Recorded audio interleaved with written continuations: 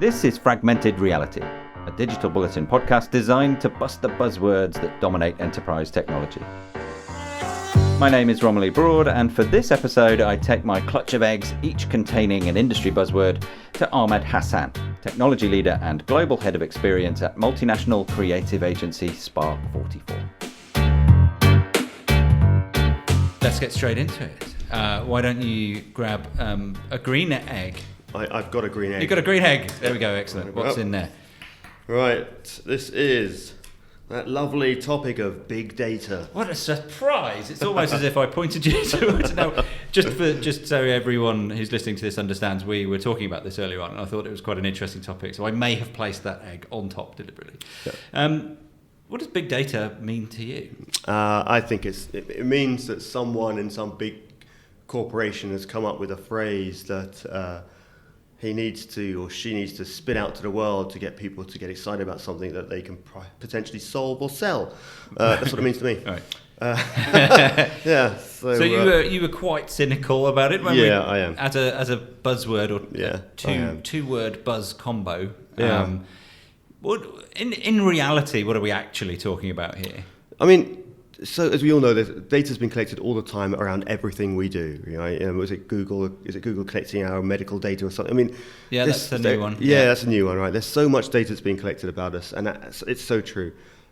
I'm not sure all of it is actually useful, or in fact, I'm not sure many companies or agencies or anything for that matter are actually using the smallest amount of data, let alone the biggest amount of data. So I always do talk about little data versus big data, because rather than focus on what you haven't got or what you need or everything that could be collected, focus on what you do have, and let's start thinking about maximizing the opportunity that gives you, as opposed to trying to work something out from something you haven't yet got.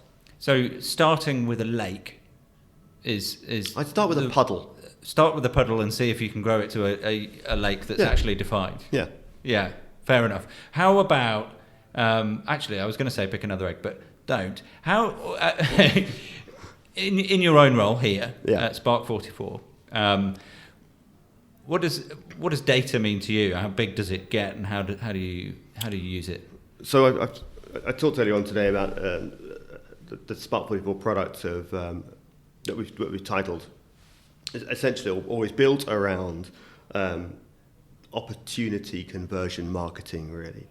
And what we're trying to do is that at every conversion opportunity that there is, we want to maximize it, right? So it really is, data for me is about supporting and enabling an action, okay? Moving a customer from a consider to an explore, from an explore to select, and so on. And that's what it is, and that's all it really is. It's about just making sure that we're providing the right information for the need state that person has at a particular point, and then pushing them through it. Great. Now I think you can pick. Right. I'll go for the pink egg. A pink egg. It is. Jesus. It's an essay. It's an essay. The future of work. What is the future of work? Well, that's really interesting. Hashtag future of work. I mean, it's a really generic phrase. The future of work. So I have many theories on many things, and this is also one of them I have a theory on. Okay. And we've seen automation and machine learning, et cetera, and AI kind of replace and take over a lot of kind of people's jobs. And you think about the Amazon big storage kind of depots, and they're quite automated.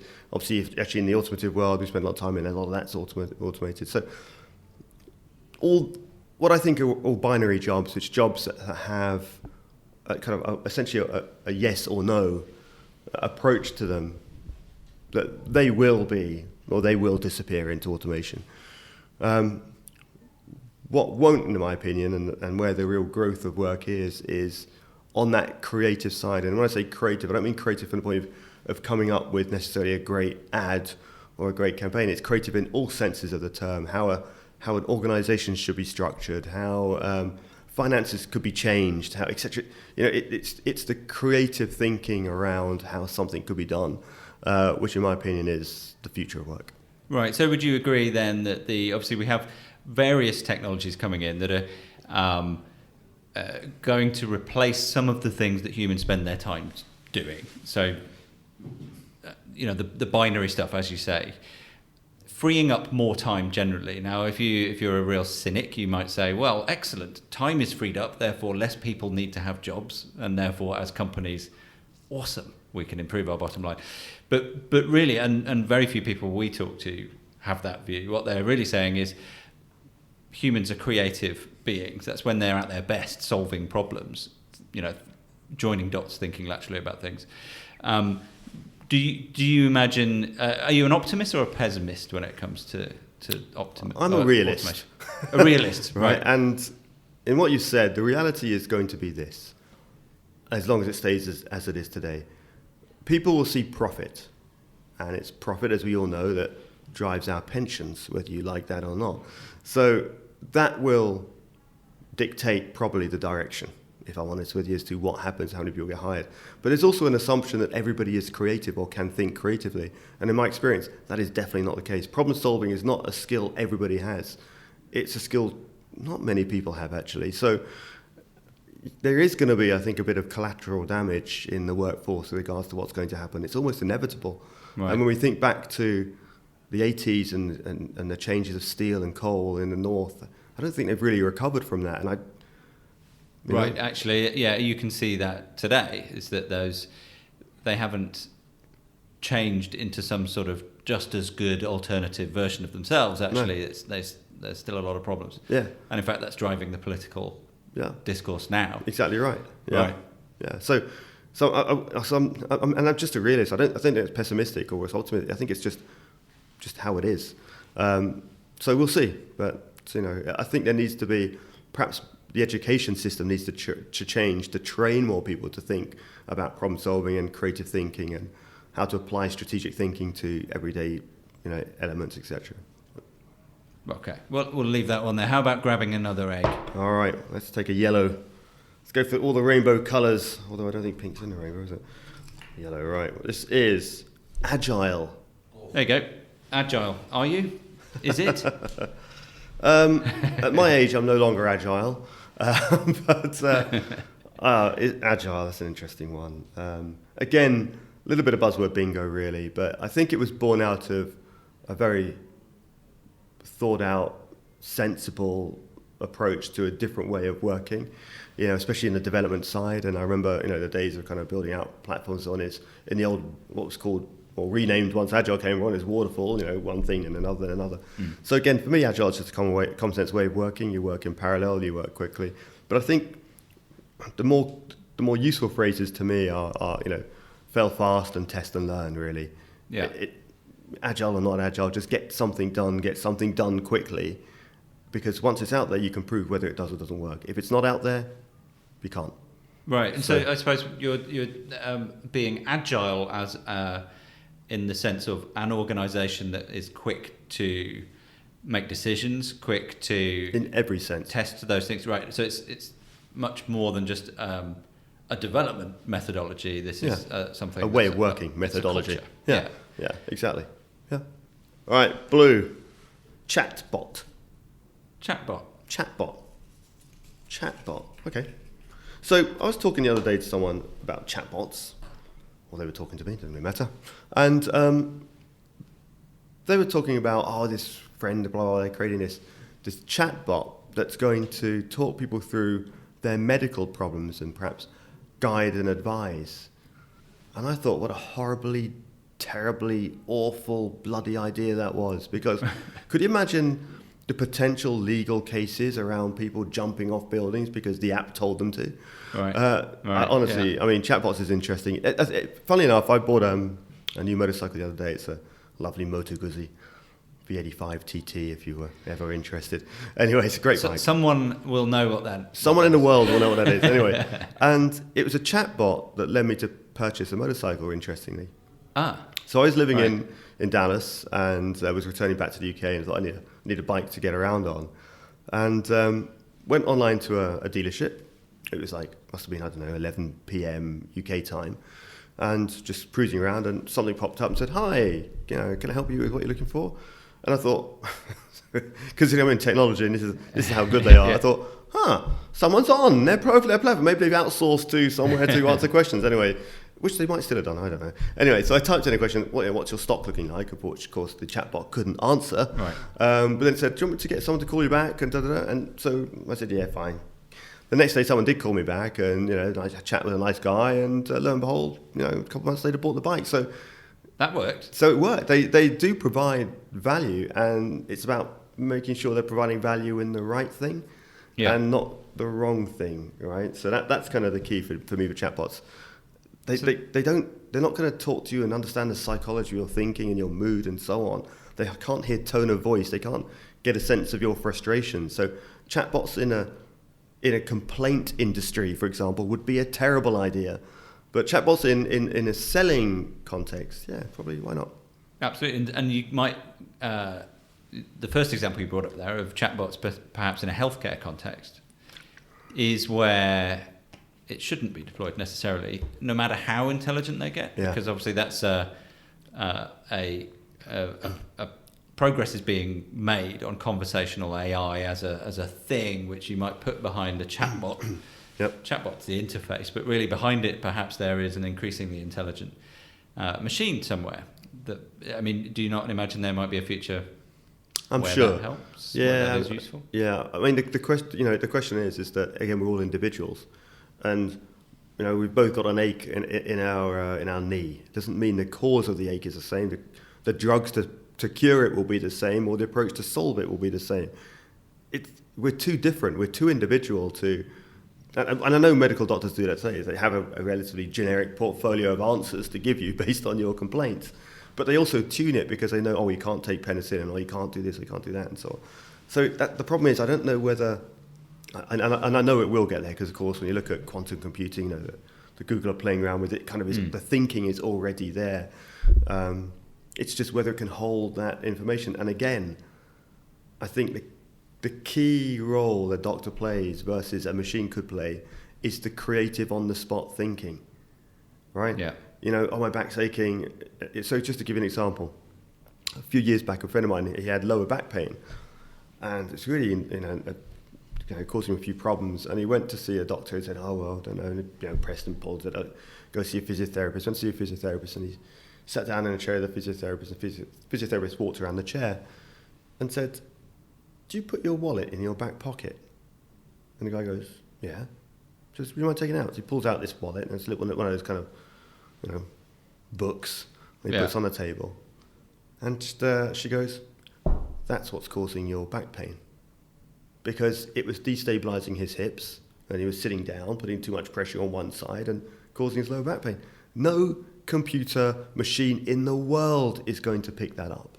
Right. So it's that creative thinking on the spot that these kind of medical personnel have that I'll be happily proven. I'm happy to be proven wrong, but I don't see how it would ever do that. And of course, is there actually a need? In the sense that, hang on, there are certain interactions you have that require an empathetic element like that. Yeah. Why would you want something that doesn't provide that? If you break out of the Western world where everything's at our feet and you go into the developing countries where it's not, there probably is some value. Because if interesting enough, like a lot of these kind of small communities in sub-Saharan Africa or in Asia or whatever, they actually do have pretty good internet access, oddly. So if they don't have access to a doctor, a regular doctor, and their poor little kid's sick or something, there might be something that a chatbot or some kind of an engine could help them solve. Even if the medicine isn't there, just a way to perhaps slow down or calm down the situation. So there is some value in it. I just think it has to be played and used sensibly and correctly without being over-abused, which it no doubt will be. That is the cynic. Right, excellent. And now let's do a couple more then. So right, go back to yellow. Another yellow one. I think I'll make green the last one, maybe. All right. Yellow is digital evangelist. Well, that's what is that? That's me. Hi. Hi. What is it? What do you do? I evangelize. Well, excellent. Actually, no, it's interesting. I probably would put myself in the role of a digital evangelist to some extent. Another great buzzword bingo title. And I've had discussions the last couple of days, funny enough. a few years ago, there's a lot of thought and a lot of discourse that went around about saying, oh, well, we need to talk about digital quite overtly now because people aren't. But in a few years' time, we won't need to call people digital this or digital that because we'll all be digital. Yeah, it ain't fucking happening, does it? Right? The reality is, you still have to very overtly talk about digital roles, digital capability, digital something, because although we as consumers are digital, right? You know, I went and bought some Bluetooth headphones. I went online. I did my research. Found the cheapest place. Blah blah blah. You know, registered the product, etc., etc. You know, it's a very digital engagement. In fact, I even ordered them, you know, through an app. So, from that point of view, it's a part of our lives. But when it comes to corporations, the reason why digital transformation is still being hawked out by so many companies is because companies still haven't. Yeah. And I find that astonishing. You know, and I was lucky and fortunate enough to come through a career where I started off in kind of application support and development and so on, and then infrastructure and then networks and then business applications and so on and so forth, that I have a very good understanding about technology, its values, its purpose, its uses. And I'm flummoxed when I see big organizations, multi-million, billion-dollar companies that are still struggling to work out how to connect their back-end infrastructure to their front-end infrastructure, how to engage more digitally with their marketplace and so on. So, but it's a word, so I think it is a word that is needed, unfortunately. And I do think it will probably be needed forever because it will keep changing. So now it's maybe less about the bits and bytes of the technology, more about how the technology is used to solve a purpose or provide a need. And then it might be in time how it's better connected or, you know, whatever it might be. So I think I think you need people to keep talking about the use and the value it brings, as long as it's not used in some pub quiz. You know, DE. What does it? You know, what might that be in a company? Digital evangelist. Yeah, 1 point for you. So, yeah. If just to sort of extend that to maybe a slightly different buzzword, we talk about digital transformation all the time. And in fact, we've been talking about it for years. And we're starting to ask another question, which is, well, hang on, hasn't this transformation happened yet? I mean, surely the implication of transformation is that there's a beginning and a middle and an end to it. Where do you stand on digital transformation as a So we're actually running one, or I'm running one or heading one up right now, in fact, as it turns out. And it probably shouldn't be called digital transformation, but digital evolution, because you will always be transforming. Every organization should always be transforming, because especially now when the world is changing so quickly, our engagement with everything is changing so fast and so quickly, you have to keep adapting, either adapting to how it is or adapting to where it's going to be, either way, ideally both. So it isn't a transformation, or if it is a transformation, it's a continuous transformation, not a one-off event. But you see this all the time. I don't know the history of this. I'm talking somewhat not anecdotally, somewhat in theory. But if you think about Kodak would have started off, maybe in the basis of the films, and moved in color, and that's a transformation, and then moved it from those big cameras to smaller cameras, and that was a transformation. And probably got to the point where the head of the company thought, you know what, this is where the world is now, and it's not really going to change after this. And they lacked that visionary thinking to think where it could go, because as you know, digital cameras, the idea was created in Kodak, but they decided, well, no, because if they felt it was going to erode their market of film and print and so on, little did they understand that if they didn't jump on that bandwagon, there wouldn't be a company, 20, 30, whatever it is, years later. So yeah, you've got to, it's an evolution and not a transformation. And it's not digital, it's just a business evolution. And the digital component is just the phrase that's used today, but it's really about staying ahead of the curve. Don't ever rest on the fact that you do a good job. That's a very good point to end on there. One more egg. What colour is it? Pink or green? Pink. I was going to end on pink. That's what I was going to do. And it is. So we'll skip that one. Digital transformation. Okay, yeah, skip that one. Yeah. Oh, omnichannel. I like omnichannel in the context of the agency in which we're currently sitting, because that is the, a marketing arena is typically where you'd hear that word more than any other. Yeah. So what does omni-channel mean to you? And is it still valid? Again, it's a little bit like the word digital. Is that word still valid? And it is still valid because people still aren't doing it, right? And for all the time that people aren't doing it, you've got to talk about it until people are doing it as second nature. Then you can stop talking about it and start talking about something else they're not doing. So it is valid. And again, and I was talking the other day about email. I was talking as an off-site somewhere. I was talking about the email. Let's say you've identified a persona, and a persona, I'm going to talk about from my word at the moment. You're looking at cars, Jaguar Land Rover, you really like them, and you're a bit of a tech head, so you like the tech side of the vehicles. The email I send you at midday and the email I send you at 7 p.m. will need to be different, because at midday you're probably time poor, in a rush, and so the email probably would be more of an image, perhaps one or two big word type things. You can kind of read it on the go. In the evening, it might be a video-enabled email message with maybe somewhat more verbose text in there, because you're probably time-rich, probably at home on a local Wi-Fi network, better in a Wi-Fi network than on a 4G network, etc. So, but it's the same person. And then when you think about that on a social channel and on a website and on whatever, and the fact that you might jump from clicking on an Instagram post to an own web page, you'd want the journey to be a nice, seamless and continuous journey. I clicked on the red car. Let's say it's an F-Pace. That takes me to the F-Pace page. Maybe even a red car on the F-Pace page. Don't know how busy. So you've got to continue. That doesn't happen much today.